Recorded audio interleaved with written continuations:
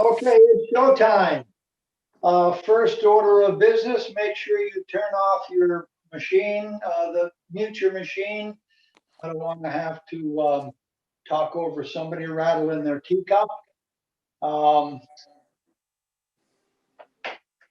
this is session number 5 of the fall series. This is the November 3rd edition. I hope everybody has voted, and if not, you're going to go right out and vote after we're done here. This is a really important day for all of us, so please do that. In terms of what we're doing, last week we worked on the last 3 postures of the 12th posture, Taste of Tai Chi form. We're going to do that a little bit more today. We're going to work on those last 3 postures in specific. And then we're going to work on a few of the basic ideas and concepts that we had worked on early on, but haven't reviewed lately. So we'll do that as well. I guess without any further standing around, we'll get busy and do it. Okay, let's see your best Wuji position. Wuji posture means that your head is upright, your chin is tucked toward your body. You're going to round and relax your shoulders, tuck your tailbone, bend your knees, and check to see that your feet are close together with all your toes pointed forward. Okay, it's a from top to bottom check. Looks like everybody's good. Now we're going to bow in. Your left hand becomes a willow palm. Your right hand becomes a fist. You're going to put your left foot forward in a point step, then fold your left hand over the right fist. Keep your eyes up as you bow. We're in business. Okay, we're going to go through a few little exercises that you're all familiar with. So step out about hip width and sink. First exercise is swinging arms. So turn your bodies to the right, to the left, and repeat. Keep your knees nicely bent. Everything starts from your hips. The arms will just follow along. And how fast you want to do this is completely up to you. If you turn your head and look over the shoulder in the direction that you're going to turn a little more completely.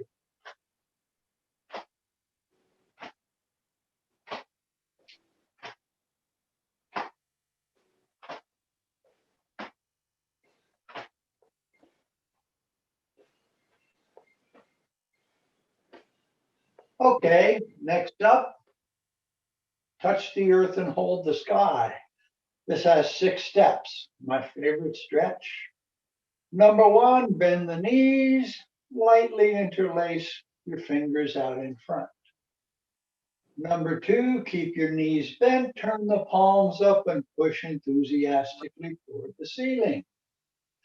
Number 3, keep your knees bent, go up on the front half of your feet and stay there. Number 4, keep your knees bent, push down with your right palm, push up with your left. 5, keep your knees bent, bring the top hand down, point your fingers forward, lift the fingertips and push back with your wrists. 6, relax. 1, 2, 3, and hold it. Number 4 this time, push down with your left palm, push up with your right. 5, top hand down, point your fingers, pick up the fingertips and push back. 6, relax. 1, 2, 3, right push, pushing back, down. 1 more. 1, 2, 3, left, back, and down. My favorite stretch. Double knee circles, please. Feet are together. Somebody needs to mute their device. Please do that. Okay, double knee circles. Keep your body upright as you lower yourself to find your knees. Then 15 rotations in each direction. 1, 2, 3, 4, 5, 6, 7, 8, 9, 10, 11, 12, 13, 14, 15. And 1, 2, 3, 4, 5, 6, 7, 8, 9, 10, 11, 12, 13, 14, 15. As usual, I need to remind you that if your knees are tired after you do that, you need to do more of those. Your quadricep muscle group needs a little more conditioning. Okay, next up, tiger stretch. Feet are wider than your shoulders. I like to kick them out just a little wider than that. And sink. Round your shoulders, tuck your tailbone and all that stuff. Your hands can either be on your hips or it can be out here in front. Your body will face the camera at all times. So shift your weight onto the right side and sink. Pick up your left toes, turn them out 90 degrees. Shift your weight completely left onto your bubbling well and sink. Shift back, turn the toes to the front. How can you answer that? Please mute your devices. Shift left and sink. Pick up the right toes, turn them out. Shift right, sink again. Shift and pivot. Shift and sink. Pivot the toes out. Shift and sink. Shift and pivot. Shift and sink. Pivot the toes out. Shift right and sink. Shift and pivot. Shift and sink. Pivot the toes out. Shift and sink. Shift, turn the toes front, stand up and stop. Okay, now for the infamous 2 minutes of standing post. Put your feet a little wider than your shoulders. Nice deep knee bend, hands out in front.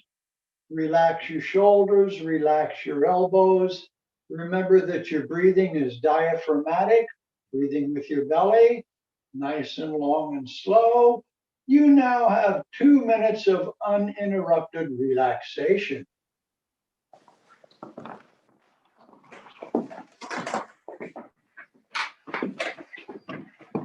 Somebody still needs to mute their device. Please mute.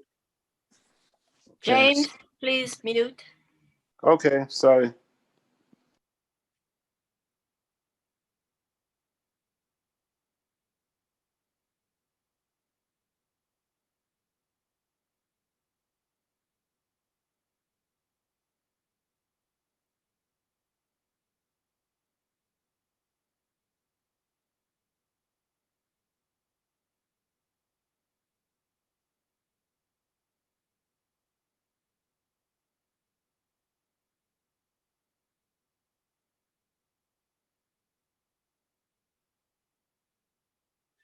That's 1 minute.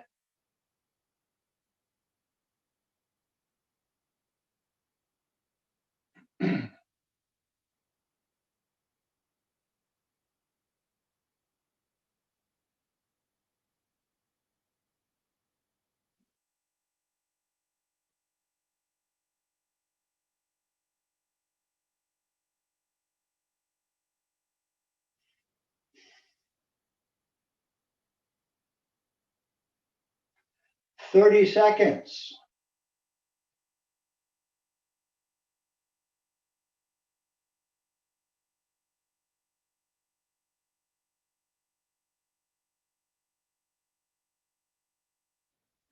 Fifteen seconds.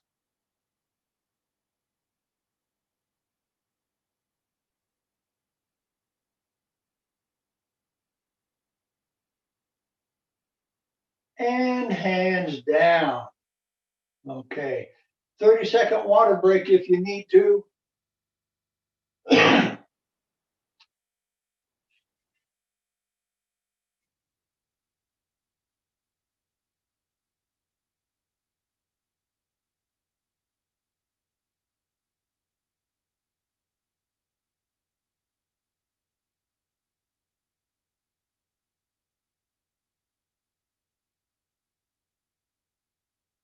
Okay, we're back in business. I want to sort of refresh your memories about a few of the basic things that we talked about early on. Before we do that, let me remind you that all of this stuff is on my website. You can certainly visit that and prowl around. There's more information than you probably want on that website. But these things are important, so browsing the information every now and then is certainly a good idea. The first thing that I want to bring to your attention is the fact that your feet are really the most important part of what you're doing. Because if you don't get the footwork correctly, the rest of it is really, really, really hard. In terms of the footwork, please remind yourself about your bubbling well. For those who forgot, the bubbling well is a place in the geographical center of your foot according to the weight distribution on your foot. Did that make any sense? Your weight should not be too far forward, nor too far back, nor too far to either side of your foot. And when you shift your weight and move onto that new weight, you're going to sink onto the bubbling well. You're not going to go past it because then you're too easily pulled and controlled. So the bubbling well is an important reference point all the time. When you shift weight, you're not just going to step out there and shift your weight altogether. You're going to first find the floor very tentatively. You're just going to find the floor, making sure that you stepped into the right position, which is behind yourself toward the corner and back of you. And then you're going to just sort of sneak your weight over onto that place, delicately, gently, and very, very attention oriented to where that bubbling well is. If you've done that and you're required to turn, you will have enough weight on the front leg so you can pick up the back toes. And then just by turning your hips, you can turn your body into the correct bow and arrow position. So you're bubbling well, and the stepping directions, as well as how far you step, is important every time you move. So if you're going to step anywhere except forward, you're going to know where that corner and back of you is. You might even want to turn your body and look to line up correctly. And then you're going to step there, keeping your knee bent when you step. Why? Because if you step too far, then you get too far over here and you have to work to get those toes turned around. So everything within the confines of your ability with ease. You shouldn't have to work too hard to do any of it. Okay, turning. When you turn, we have two ways of doing it. One way, we're pivoting on the heel. And of course, it's nose, belly button, and toes that are turning. The other one, we're pivoting on the toes. Same idea. Different function, but the same idea. And when you turn on your toes, when you do toe pivots, make sure that your weight is on the other leg and that you are sunken. Because if you're sunken, You can pivot all day long and you're still going to feel solid and strong because you're on the correct side. Okay. Lastly, I wanted to talk a little bit about your breathing. The breathing is all happening from here. From the Dantian area, you're expanding and collapsing your belly in order to breathe with your lungs. You've heard me say why. It's simply more efficient. You get more air into your lungs that way, which translates into more white blood cells in your blood, which translates into more stamina. Okay, so you're going to breathe with your belly. Okay, I like to breathe with my nose back and forth, in and out. But I've had a sinus condition since I was a kid, so it takes a few minutes for it to work correctly. But there's a lesson for you. If you breathe correctly in the Tai Chi way, your sinuses will clear up. Okay. All right, enough of that. Let's go to work. We're going to do the form, the whole form, and nothing but the form. I'm going to give you the name of the posture as well as the numbers within each posture. Please remember, the numbers are there to give you a cue as to what you're supposed to be doing. Every number covers a certain number of movements within each posture, no more and no less. Your job is to make sure you know the more and the less. Are you ready? Yes, you're ready. Preparation.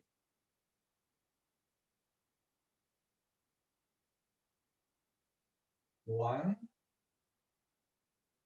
2. Initiation. 1, 2, 3, 4. Grasping the bird's tail to the right. 1, 2,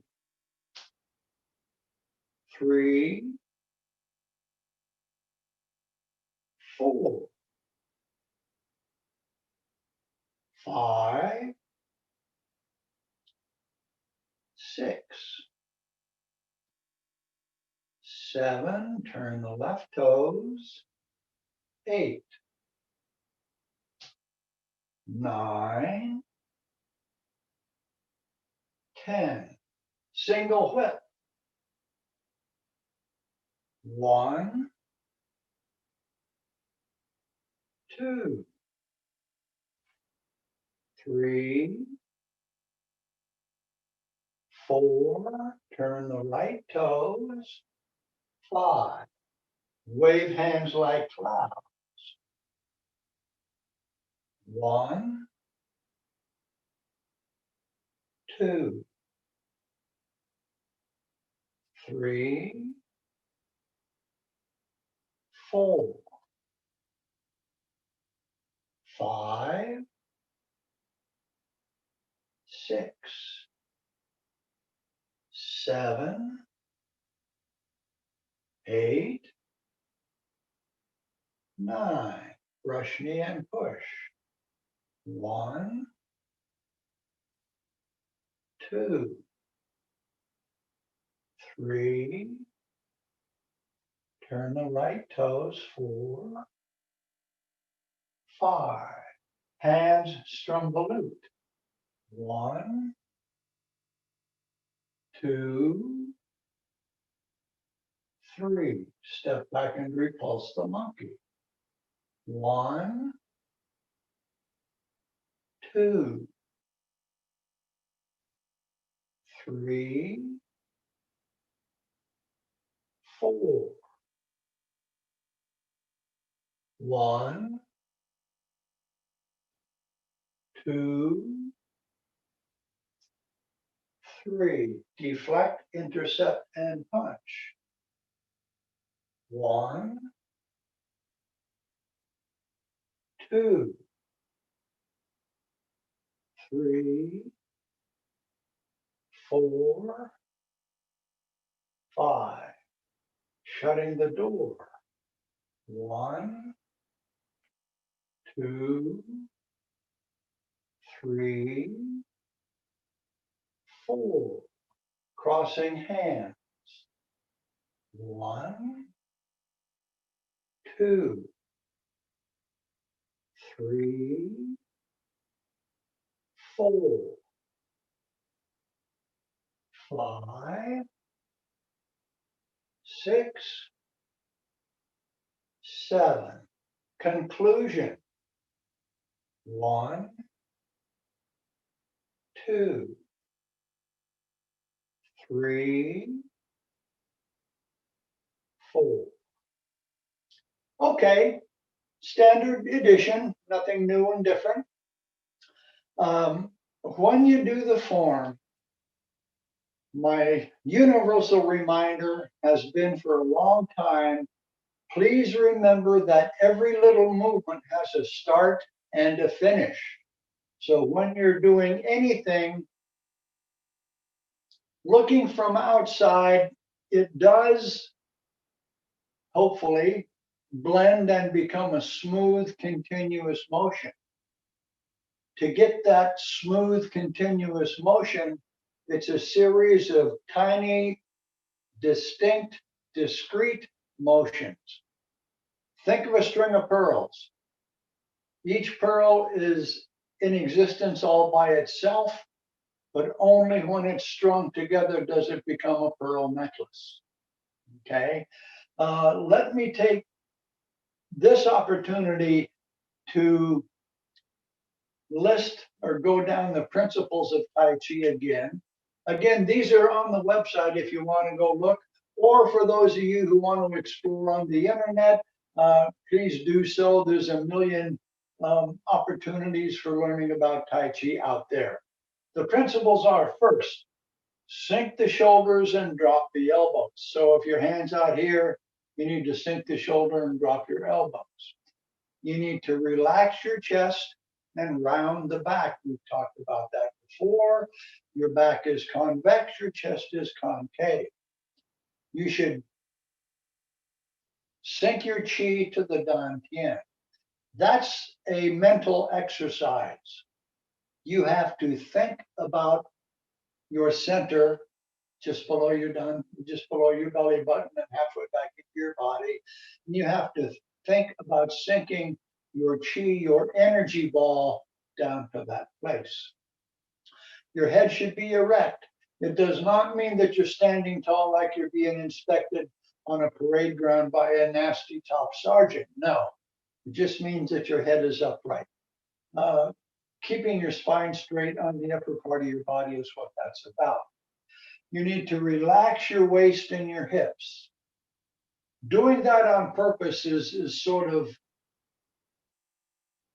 well, it's hard to do it on purpose. You just need to relax and that happens. Think about the idea of things being empty and full. This is the yin and yang principle. One side of your body is carrying more energy at any given time than the other, but they shift all the time. So yin and yang are moving back and forth all the time, but you do need to pay attention to where it is.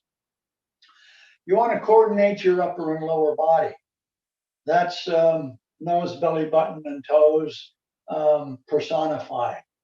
Everything that's going on happens not simultaneously, but in a coordinated manner. Okay, it's more syncopated than anything else. Everything has a timeline and everything is different than every other timeline. Okay, use your mind, not brute force. Okay, the idea of understanding the situation and taking advantage of the situation is what that's about. Using brute force is not an option for those of us who don't have enough of it compared to whoever we're in a confrontation with, right? So it makes sense. Harmonize the internal and external things. That's back with the synchronization business. You want to understand each movement in its turn and in its place. So you're doing things with your chi, with your energy on the inside, and you're also doing things physically on the outside. Connect your mind and your chi. Chi is the energy, your mind is the supervisor, if you will. If you focus your energies correctly, focus your attention correctly, the chi will go to the right place. Even if it's only a question of stepping and getting your stance correct. If you focus on the body part that needs the help, it's going to get the help. Okay. So talk to yourself. Some of us do that anyway. Find the stillness within the movement. That's a little harder to explain. You need to relax. You need to understand that there's quiet within the most noisy situation. It may happen between the beats of a jackhammer. It may be in a different plane than hearing the roar of a jet engine, but there is quiet within the noise all the time. You just have to find it. Movement and stillness work together.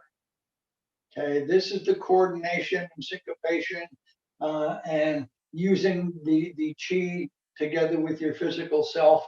It's just another way of saying that you need to coordinate what's going on, body, mind, and emotions. Okay, and finally, we're looking for continuity with an asterisk, though. The continuity is there because you've mastered the little static kinds of motions that we're doing. So every movement that we make not only has the numbers that we've assigned to them, those are only because of Grandmaster Bosun Mark. The movements are characterized by the flow from one movement to another. So you have to internalize that as well. Those are the 13 principles of Tai Chi. Sometimes you see them reduced to 10, but a double handful of things that you eventually want to try to keep in mind. Okay, I want to do the form one more time. This time I'm just going to say the name of the posture, and I want you to try your best to use those 13 principles. And I would look mostly for the stepping, okay, for the coordination, which really is syncopation. We depend on that. And make sure your feet go where they're supposed to. Okay, back to the Wuji position. Preparation.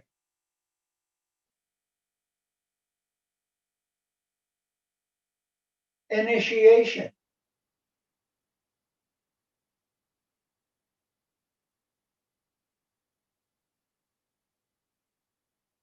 Grasping the bird's tail to the right.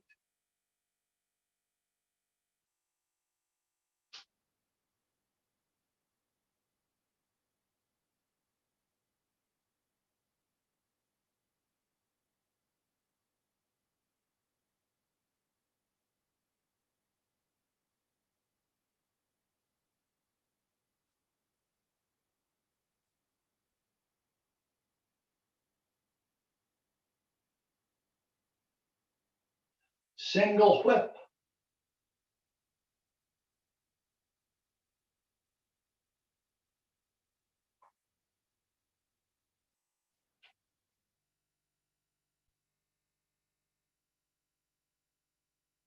Wave hands like clouds.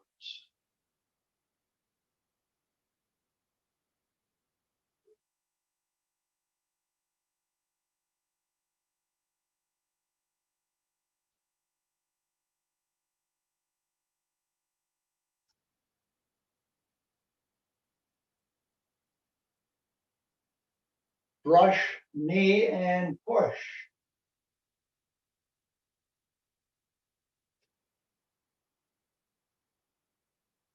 Hands strum the lute.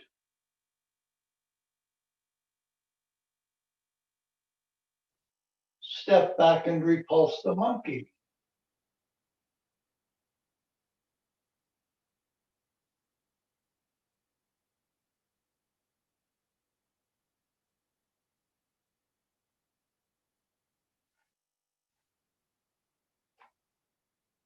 deflect, intercept, and punch.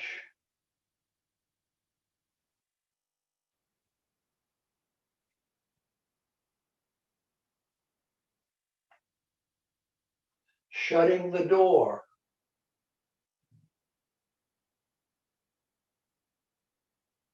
Crossing hands.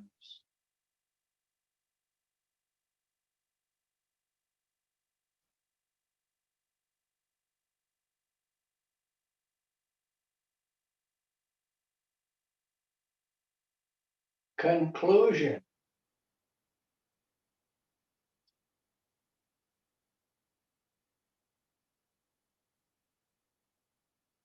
Okay, I hope that went well for everybody. If you got stuck someplace, I'm going to open the mics here a little bit after the end of the class, just because, and I'll answer a couple of questions. Okay, so like I said, we're going to work on the tail end of the form, 10, 11, and 12. I think I want to start a little earlier than that, though, and go back to, say, step back and repulse the monkey. That's always a favorite one. People get messed up with that one all the time. So what we did was to finish wave hands like clouds. We did deflect, brush, knee, and push. Okay, shutting the door. Okay, then we, no, that's not right. 1, 2, 3, 4, 5, 6, 7, 8. Okay, let's go back to the beginning of step back and repulse the monkey, which is at the end of hands, strum the lute. So we're going to look something like this. Your weight's on the back foot. Both feet are flat on the floor. Your right hand is your left hand is furthest away with the fingers pointed up. The right hand is closer to you with the palm close to the forearm of the left hand. Okay, looking forward, looks something like this. You see that? Looks something like that. Okay. So step back and repulse the monkey. Number 1, we're going to push forward with the left hand, bring the right hand back underneath the left chest area. 2, turn the body, bring the hand up, turn the body more, and push. Your fingers are in a forward position. This is a throat strike. 3, turn the left palm up, bring the right hand close to your ear, step back weightlessly with your left foot. 4, shift and sink, pick up your right heel, push forward light, left hand comes back to your left hip. Second side, turn the body, bring the left hand up by the shoulder, sink a little bit so you can turn some more, and thrust behind yourself with your left fingertips. Then turn the right palm up, bring the left hand close to your left ear, step back weightlessly with your right foot, then shift and sink onto the right side, pick up your left heel, push forward left, right hand to the hip. Okay, deflect, intercept, and punch. Turn your body to the right, drop your right arm. Reach out with the right arm and make a fist. Step back, bring the right fist over the top. Fist and palm are equal. Turn your body left, make a big circle with your arms as you step forward with the right heel. You just made a big circle. Your right hand is still a fist, your left hand is still a palm. Shift your weight forward. High lotus right. Step left. prepare your fist. Shift the weight forward, then punch past the open left palm. Shutting the door, your left hand goes just behind your right elbow. Shift your weight back. Slide the left hand up the right arm. Pick up the toes, put down the heel, extend your hands. Shift the weight forward to push. Don't straighten out your arms. Crossing hands. Retreat with the left wrist on top of the right wrist. Rotate on your left heel. Shift your weight to the left side and sink. Pick up the toes, put down the heel, separate the open hands. Shift onto the right side, crouch over the right leg. Your hands are in a kind of a basket situation. Shift your weight left. Stand up, pull the right foot in a little bit. Your hands go to a crossed hands position. Center your weight and sink. The conclusion. Number one, turn both palms toward the floor, left hand on top. 2, push down and separate your hands. 3, shift your weight left, correct the position of the right foot. 4, shift your weight right,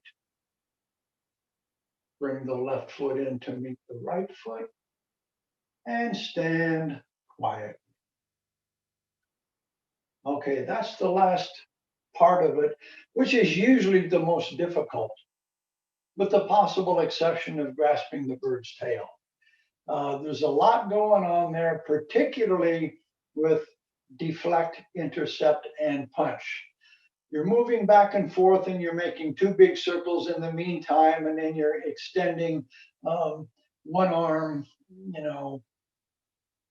violently, shall we say, even though it is at a slow motion speed. I would be interested in asking, after we're done here, whether or not you have the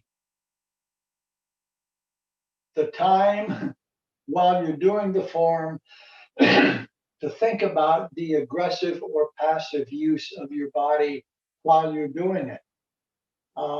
As you all know, I kind of like to sneak in some of the martial arts parts of Tai Chi into the form, and understanding where those passive and aggressive bits and pieces are is a good thing as far as I'm concerned, even if you're just recognizing it.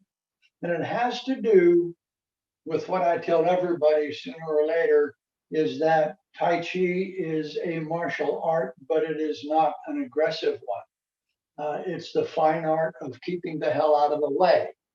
In other words, you need to know where the danger is coming from and avoid it, and then do some retribution when you can. Okay, so I'll try to remember to ask that question after we're done. Meanwhile, let's take a look at the stepping and turning business again. Your first order of business is that you have to be nice and sunken. Let's everybody do a right T-step. Okay, now you know what comes next. You're going to make that sit step out to the corner. I don't know how y'all do it. I use 2 methods. Sometimes I turn my whole body and look, and sometimes I just wing it because I know the direction that I'm supposed to step in. What is your goal?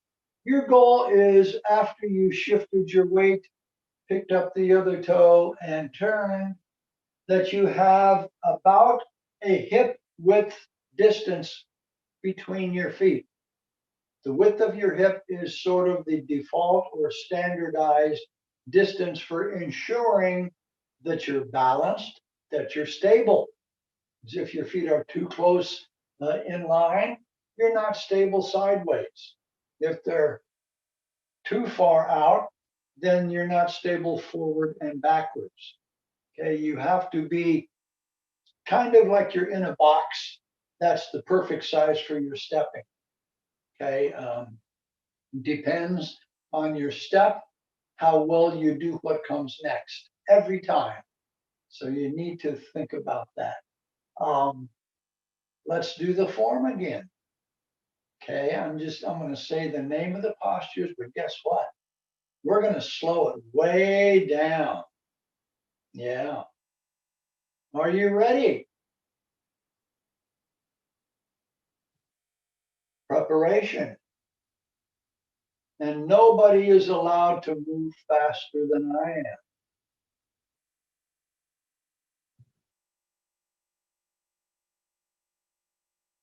Initiation.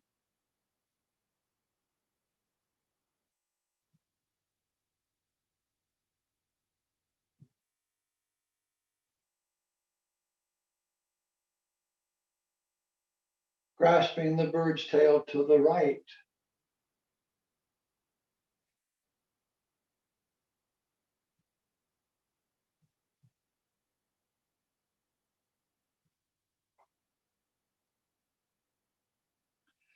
Please recognize the start and finish of each little component as we move.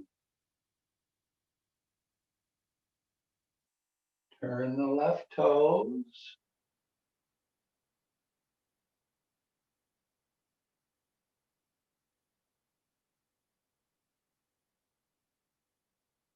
Single whip.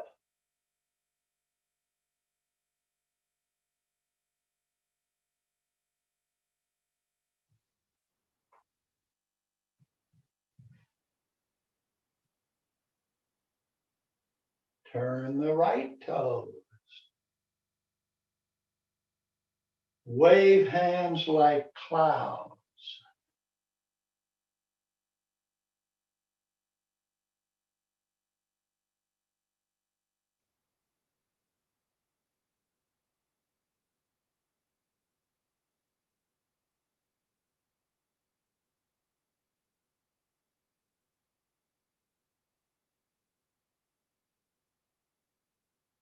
Brush, knee, and push.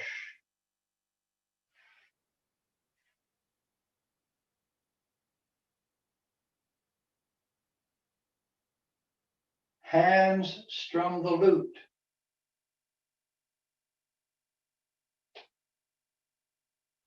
Step back and repulse the monkey.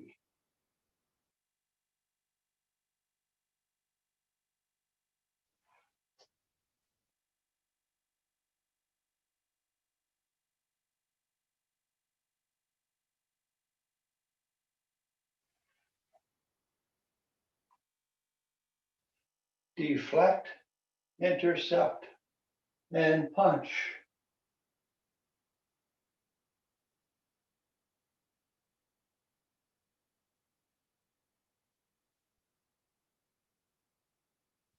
Shutting the door.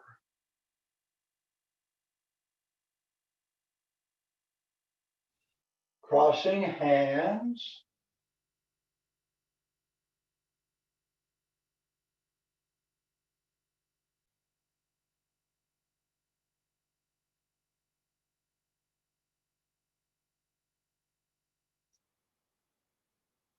Conclusion.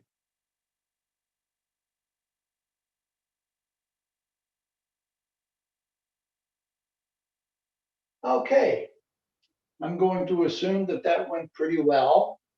It's always easier, in one sense, to do it slower because it gives you a little time to correct a mistake that's about to happen, or to remember something that you forgot, or even something as simple as knowing what comes next. Doing it slower is mentally easier, but probably physically a little more difficult. I don't find it more difficult because I don't have to be strong enough to overcome a bad move. Okay, so if I do it nice and slow, I can figure out where I need to be before I mess it up and have to recover from it. I think you know what I'm talking about. Let's see, what else should I spend some time on? What about, let's do the last few again. Let's go from the end of step back. No, let's go to the start of step back and repulse the monkey. Okay, so we just finished hand strum the lute. Okay, 1, 2, 3. Time out. There's something I forgot to talk about. When you're going back into a step, for instance, from here to back here, go in and do a step that lets you figure out whether you're balanced or not. Okay, you're just going to bring it in by the standing foot before you step back. Why we're doing that? 2 reasons. First of all, it does give you the idea whether you're balanced or not. Because if you're just going to swing it back here, maybe the movement of your leg is just going to pull you back. Okay, so bring that front foot in, take a second, then step out. The other thing it does, besides checking your balance, is give you the opportunity to know what angle you're going to step in, because you know you're not supposed to step straight back. So when you bring it in, okay, I got to step to the corner. I step out. Okay, so utilize that when you're doing it. Start again. End of hand strum the lute. Okay. 1. Your left arm is forward. Your left foot is in full contact with the ground. Right hand comes back by your chest. Bring the right hand up by your shoulder. Bend your knees a little bit so you can turn easier. Then thrust in back of yourself. And your eyes should follow the hands. Actually, your eyes are going to go there first and then you're going to strike. Next, turn the left palm up, bring the right hand close to your ear. Step, finish your step, and your weight has not shifted yet. As you shift your weight, pull back with the left palm, push forward with the right. Second half of that, turn the body, bring the left hand up by the shoulder, sink a little, turn a little more, and thrust. Right palm turns up, left hand comes by the ear. Now step, step back. Your weight's still on the front leg, isn't it? Shift back and sink, pick up the left heel, push and pull. Deflect, intercept, and punch. Turn the body, drop the arm. Reach back and make the fist. Bring it high over the top as you step back. Your right hand is a fist, your left hand is a palm. Shift and sink. Make a big circle, step forward with the right foot. Shift your weight onto the, actually it's pretty well centered. Turn the right toes out. Shift. Another big circle. Okay. Turn the left toes out. Shift. No. I'm on the right foot. Turn. Time out. Let's do that again. Okay, so from the end of step back and repulse a monkey. Over the top. Big turn. Your fist and stuff is in position. Your left or your right foot is touching the heel, but not the toes. Turn the toes out. Shift and sink. As you step forward, prepare the fist. Push with your left hand. You're pushing kind of across your body. Then punch past the open left palm. Sorry about that. Shutting the door. Relax your hands as you put your left wrist under the right elbow. Retreat. Hands go into a crossed hands position. Pick up the left toes, put down the left heel and separate the open hands. Okay, now your arms stay perfectly the way they are. Shift your weight forward to push.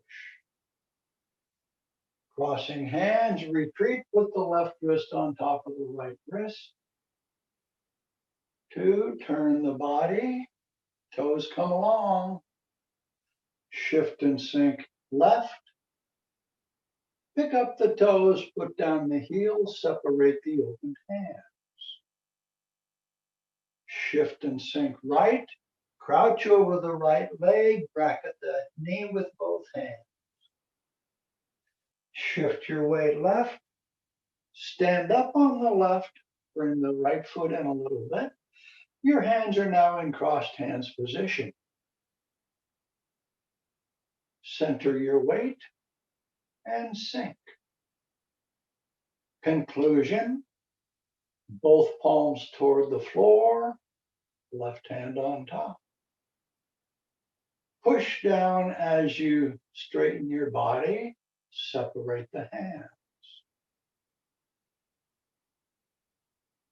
Shift your weight right, correct the left foot. Shift your weight left, bring the right foot in, and stand quietly. Okay, sorry about that mess up. I'm doing this mirror image and sometimes I forget. Okay. If you've got any questions about what we've been doing, now is the time to kind of get them fresh in your mind, because after we do the grand finale, I'm going to open the floor for questions for a minute or two and see what's going on. Okay, so it's 11:28. So without further ado, let's do the grand finale. Nice and slow, please. Don't hurry. Okay. Wuji position. And begin.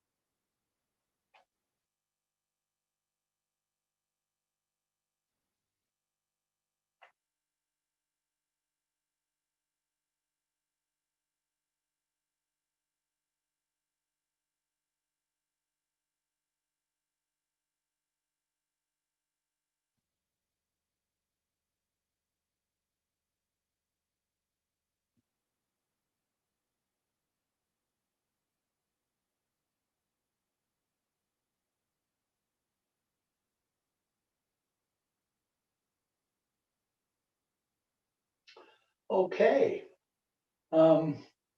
Let's go into Wuji and bow out, and then we'll open it up for any questions you might have. Wuji position, please. Left hand is a willow palm, right hand is a fist. Left foot is a point step.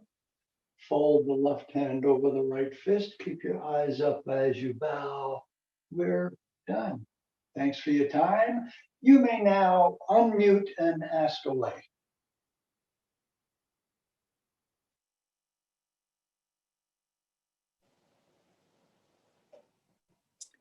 Hey, Don, when you do wave hands like clouds and we get to the scrape step, it seems like I'm not really doing a scrape step. It's almost like I'm just tapping the floor. Like I'm. Okay, Dan, what you're saying, and actually, a scrape step is the descriptive kind of way to say what you're doing, but you really are just finding the floor again. It is not Oh, a move, it's more quiet than that, but the shape of the foot is that of a scrape step. oh, okay. Okay, you're going out sideways with your foot, but you're really going to land on your toes. Oh, okay. Because after that, when you center your weight or when you shift your weight, then the foot connects to the floor. Oh, okay. Thank you. Okay, it's just another detail. Okay. Thanks. See you next week. Don went on the clearing hands at the end. I always have problems with that. When we clear the, so we did the high lotus, and then we're going into the. Okay, when we're doing crossing hands. Yes. Okay, so what happens? What you're doing, you're shifting your weight as you're moving. Then on the one side, your weight's still over here. You're going to bring your hands down and cradle your hands below your knee. Then, staying in that position, go over to the other side. Then you're going to stand up, bring that other foot in, and go to a crossed hands position. Okay. Then after that, you're going to center your weight and sink. Remember what that's about? You're knocking somebody's arms up out of the way, reaching down and grabbing either their pants cuff or behind their knee or their shoe, and then moving them off balance and standing up. And they're going over backwards. Right. Okay, so it's a separation of the places where things are going to happen. And again, it's nice and smooth and continuous, but things are happening over here, then they're happening over here. You understand what I mean? Got you. All right. Thank you. Okay. Anyone else? Sure. Hands strum the lute. Yes. Are the hands just really coming up, like, and then down? Is that Okay. Remember that the form is supposed to be pretty. It's supposed to look nice. What's happening is that you're really coming up with the palm up. Okay, the first one, the palm comes up. Then when you shift your weight back, the other palm comes up. From here, you're lifting, turning, and then coming down. Oh, okay. In reality, the palms would not be what is working at all. It would be your tiger's mouth. You would be doing this, you would be doing this, because you're getting hold of that. First you're holding a wrist, okay? Then when you shift back, you're blocking up behind the elbow. Then you're using that arm to raise their center of gravity a little bit. And you do that by picking their arm up with your arm. It's going to pull them up a little bit. And then you come down and you collapse and you bring their arm down toward the floor very quickly. Their forehead is going to follow. so the palms are up The palms They are, stay up until, and they're both up until they both pivot for with the fingertips facing up. the hand is horizontal. Shift back, the hand is horizontal. As you pick up, the fingers are going toward the ceiling to a degree, but they end up with the fingers pointing up before you come down. Looks like this, up, let me see, up, up. Fingers are now pointing up, Thank you. okay? Anybody else got some detailed questions? Okay. Oh, that it? Okay, I'm gonna call a halt and invite you back next week, same time, same place. By the way, you may have received an email from the township giving you the dates for the next sessions. I got an email yesterday or the day before about that. So if you haven't got it, look for it or go on the website and, check the dates out. As I remember, like the third week in January or something. Anyway, you can look it up. So, same time, same place next week. We'll look forward to seeing y'all. Have a great week. And I'm out of here. Thank you. You too. Bye. Thank you. Let's see if I can figure out how to turn this off now.